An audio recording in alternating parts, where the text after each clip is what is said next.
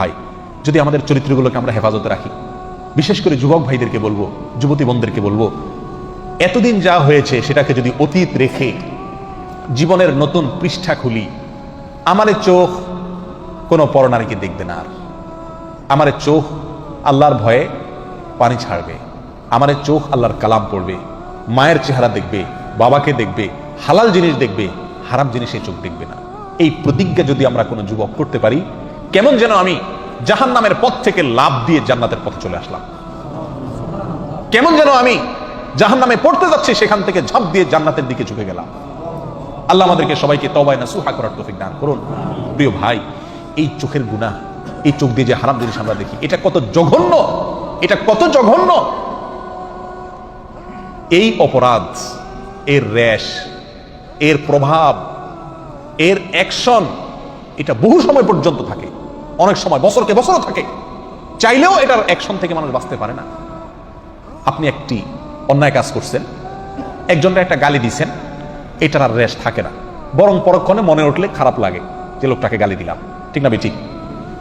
আপনি একজনের প্রতি অবিচার করছেন, সাময়িক অবিচার করছেন, অন্যায় করছেন, শেষ হয়ে গেছে, শেষ।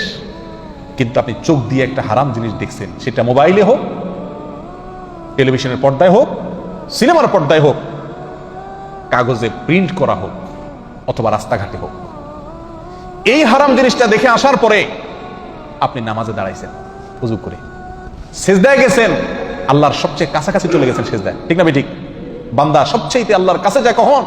যখন সিজদায় থাকে, তখন আপনি সিজদায় গেলেন। প্রিয় ভাই আমার, আপনার চোখের সামনে তখন ভাসে উঠে ওই মহিলা যাকে আপনি দেখে আসছেন, ঠিক না বেঠিক? এমনও হয় মাসকে মাস চলে গেছে, বছরকে বছর চলে গেছে, কিন্তু সেই গুনাহের স্মৃতি মাথায় ভেসে ওঠে। আপনি আসেন সিজদায়, করতেছেন আল্লাহর ইবাদত, কিন্তু আপনার অন্তর গুনাহ করতেছে, অন্তর জেনা করতেছে, নামাজের মধ্যে আপনি জেনা করতেছেন, রোজা রেখে আপনি জেনা করতেছেন, ঠিক না বেঠিক? এত জঘন্য গুনাহ এই চোখের গুনাহ। প্রিয় ভাই, এই চোখের গুনাহকে আমরা গুনাহ মনে করি। এর একটা অন্যতম কারণ হলো এই গুনাহটা করা খুব সহজ। চুরি, কি বলেন, এটা চাইলেও তো করা যায় না, নাকি? সবাই করতে পারে চুরি, ডাকাতি, খুন খারাপি, মদ খাওয়া, মানুষের সাথে অবিচার করা, অন্যের হক মারা, এগুলো চাইলেও তো মানুষ কি করতে পারে না। আবার অনেক অন্যায় আছে যেগুলো সামাজিক চাপের কারণে মানুষ করতে পারে না, কিন্তু এই চোখ দিয়ে যে হারাম জিনিস দেখা, এটা আজকে এমন সহজ হয়ে গেছে যে কি নামাজি কি বেনামাজি, কি দাড়িয়ালা কি বেদাড়িয়ালা, কি ভালো মানুষ কি মন্দ মানুষ, মোবাইল হাতে আছে, ইন্টারনেটের কানেকশন আছে, যা খুশি তা দেখতে পারে, রিমোট হাতে আছে, যা খুশি তা দেখতে পারে, ঠিক না বেঠিক?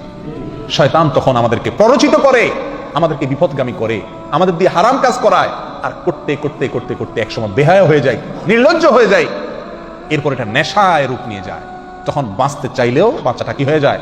কঠিন হয়ে যায়। আল্লাহ সুবহানাহু ওয়া তাআলা আমাদেরকে আমাদের চরিত্রগুলোকে ফুলের মতো পবিত্র করার তৌফিক দান করুন। এতদিন আমরা যা করেছি, আসুন আসুন প্রিয় ভাইরা, জাহান্নামের পথ থেকে লাভ দিয়ে জান্নাতের পথে চলে আসি। করবো তো ইনশাআল্লাহ? যে সমস্ত ভাইরা তওবা করবেন, তাদের পূর্বের গুনাহ আল্লাহ তাআলা মাফ করে দিবেন। অতীতে আমরা যা করেছি সেটার জন্য আজ তওবা করি, আমার এই চোখ দিয়ে আমি হারাম জিনিস দেখবো না। প্রিয় ভাই, দেখার যে জ্বালা, দেখার যে স্বাদ, এই চোখ দিয়ে আমি হারাম জিনিস দেখলাম, হারাম মহিলা দেখলাম, হারাম মেয়েদের দিকে তাকালাম, সেটা মোবাইলে হোক, টেলিভিশনে হোক, কাগজে হোক, বাইরে হোক, সরাসরি হোক, আর যেভাবেই হোক, এই দেখার ফলে একটা নগদ মজা পাই আমরা, তাই না? আপনি একটি মুহূর্তের জন্য একটু আপনার এই মজাটাকে আল্লাহর জন্য কোরবানি করে দেন। এরকম নারী, এরকম পুরুষ, এরকম যুবক, এরকম যুবতী, এরকম তরুণ, এরকম তরুণী খুঁজে পাওয়া কঠিন, দুষ্কর, মহা কঠিন, যার যৌবনে, যার জীবনে, যার তারুণ্যে, তার বয়সে, তার চরিত্রের উপরে কালি লাগে নাই, অবৈধ যৌনতা তার জীবনে হয় নাই, এরকম যুবক, এরকম যুবতী, এরকম তরুণ, এরকম তরুণী, এরকম পুরুষ, এরকম নারী আজ খুঁজে পাওয়া অত্যন্ত কঠিন হয়ে গেছে না ভাই? আল্লাহু আকবার। অথচ এই পয়েন্টটার উপরেই জান্নাতের নির্ভরতা অনেকখানি। শয়তান আমাদেরকে লুজার করার জন্য, শয়তান আমাদেরকে ক্ষতিগ্রস্ত করার জন্য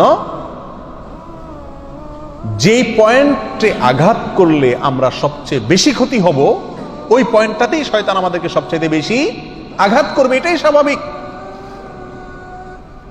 এই জন্য শয়তান আমাদেরকে এই জেনার যে রাস্তা, চরিত্র নষ্ট হওয়ার যে রাস্তা, এই রাস্তাটা শয়তান আমার জন্য কি করে দেয়? সুগম, সহজ করে দেয়।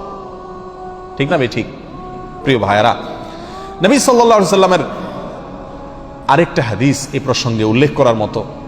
আবু হুরায়রা রাদিয়াল্লাহু তাআলা আনহু বর্ণনা করেছেন, যেটি তিরমিজিতে বর্ণিত হয়েছে। নবী আলাইহিস সালাতু ওয়াস সালামকে জিজ্ঞাসা করা হয়েছিল, ওয়াসুইলা আন আকসারি মা ইউদখিলুন নাস আন-নার, মানুষকে সবচেয়ে বেশি জাহান্নামে নিয়ে যাবে কোন জিনিসে? জিজ্ঞাসা করা হয়েছে নবী সাল্লাল্লাহু আলাইহি সাল্লামের কাছে, কোন কাজে মানুষকে সবচেয়ে বেশি কোথায় ঢুকাবে? জাহান্নামে ঢুকাবে। কোন অঙ্গের কারণে, কোন অঙ্গের অপরাধের কারণে মানুষ জাহান্নামে বেশি যাবে? নবী সাল্লাল্লাহু আলাইহি ওয়াসাল্লাম ইরশাদ করেছেন, আল ফামু ওয়াল ফারাজ, দুটি অঙ্গ ভাই, এক হলো মুখ আর এক হলো লজ্জাস্থান। এই মুখ দিয়া দ্বিতীয় সর্বোচ্চ গুনাহ আমরা করি, সবচেয়ে বেশি অপরাধ করি আমরা লজ্জাস্থান দিয়া, যৌনতা দিয়া, চোখ দিয়া, চোখের গুনাহ। আর দ্বিতীয় সর্বোচ্চ অপরাধ বা গুনাহ হয় এই দুই ঠোঁট দিয়া, হয় হারাম খায়া আর না হলে হারাম কথা বলে আমরা অসংখ্য অগণিত গুনাহ করছি। এই হাত দিয়ে এত গুনাহ করা হয় না, দুই পাও দিয়ে এত অপরাধ আমরা করি না, মাথা দিয়ে এত অপরাধ আমরা করি না, অন্য কোন অঙ্গ প্রত্যঙ্গ দিয়ে এত অপরাধ আমরা করি না। যত অপরাধ করি এই দুইটা অঙ্গ দিয়া, মুখ এবং লজ্জাস্থান অর্থাৎ যৌনতা। আর নবী সাল্লাল্লাহু আলাইহি ওয়াসাল্লাম বলছেন, এই অঙ্গ দুটি মানুষকে সবচেয়ে বেশি কোথায় নিয়ে যায়? জাহান্নামে নিয়ে যায়। 3 যুবক একবার একটি গর্তে বিপদে আটকা পড়ে গিয়েছিল। তাদের গর্তের মুখ পাথরে বন্ধ হয়ে গেছিল। আপনারা শুনছেন না ঘটনা? 3 যুবকের 3 জনে এক একজন আল্লাহর কাছে এক একটা আমলের উসিলা ধরে দোয়া করছে।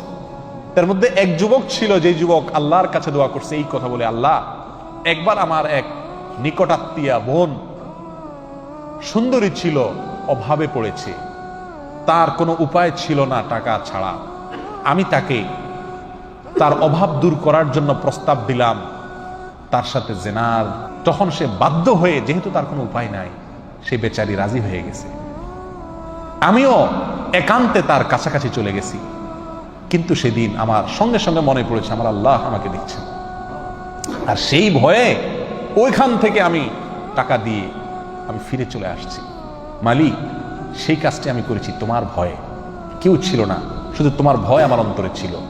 এই তোমার ভয়ে আমি একটি ভালো কাজ করেছি, সেই উসিলায় আজকে আমি মৃত্যুর মুখে পতিত, গর্তের মুখ বন্ধ হয়ে গেছে, পাথর পড়ে, এই পাথরটা তুমি সরায় দাও। আল্লাহ তাআলা সরায় দিয়েছে। এই হাদিস থেকে বোঝা গেল, যেই যুবক, যেই যুবতী আল্লাহর ভয়ে সাহসী হয়, কন্ট্রোলিং পাওয়ার, নিয়ন্ত্রণ শক্তি যার ভিতরে থাকে, হারামের পথে পা বাড়ায় না, জেনার পথে আগায় না, হারাম নিষিদ্ধ ক্ষেত্রে চ্যাটিং করে না, লুকায় লুকায় গুনাহের কাজ করে না, জেনা করে না, আল্লাহ তাআলা এই চরিত্রকে পবিত্র রাখার ফলে বিপদ থেকে রক্ষা করেন, আর দোয়া করলে দোয়া কবুল করেন।